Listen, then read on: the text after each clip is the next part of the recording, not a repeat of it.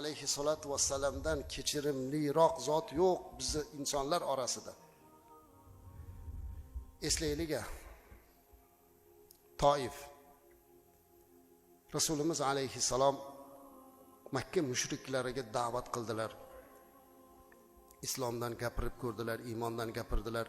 Ko'pchiligi qabul qilmaganlaridan keyin niyat qildilarki, bir Toifga borsammikin, Toifdagilarga bir da'vat qilsakmikin dedilar. Zaydni oldilarida Toifga qarab ketdilar. Umidlari, orzulari Toifliklar ham qabul qilarmikin deb orzu qiluvdilar. Lekin ular nima qilib kutib oldilar? Yosh bolalar, tentaklar qo'llariga tosh berib payg'ambarimiz alayhissalatu vassalamni tosh bo'ron qilishlikka buyurdilar. Sarvari koinot har tomondan kelayotgan tosh bo'ron ichida qolib ketdilar.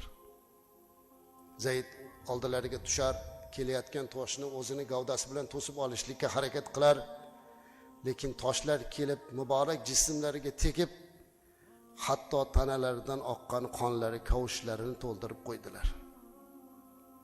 Yosh bolalar qo'lida, aqlsizlar qo'lida tosh bo'ronga uchragan Rasulimiz alayhissalom shu qadar xafa bo'lib ketdilarki, orqalariga qaytib ketib bir uzumzor oldiga turib mana shu joyda duo qildilar.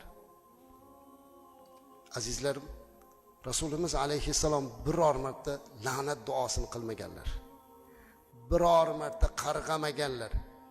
Lekin mana shu joyda Allohga shikoyat qilib duo qildi. Shikoyat ham ularning zulmidan emas. Bu duo mashhur duo. Toifda qilingan duo deb alohida mashhur duo. Rasulimiz alayhissalom qo'llarini duoga ochib yig'lab turib, Allohumma ya Rabbi, ey Robbim, men o'zimni zaifligimdan senga shikoyat qilaman. Quvvatimni kamligidan shikoyat qilaman. Odamlarga meni tashlab qo'ydingmi? Shularni qo'liga tashladingmi, Robbim? Agar bu ishlarni seni g'azabing bilan bo'lmayotgan bo'lsa, vala uboli dedi. Meni bunga hech e'tibor qilmayman dedi. G'azabing bilan bo'lmayotgan bo'lsa, men e'tibor qilmayman. Duo qildilar, seni rahmatingni umid qilaman dedilar. Duoni qilib bo'lishlariga Jabroil Amin alayhissalom farishta keldilar. Ya Rasululloh sallallohu alayhi va sallam, Alloh meni sizni oldingizga yubordi. Mana oldimda ikkita farishta bor.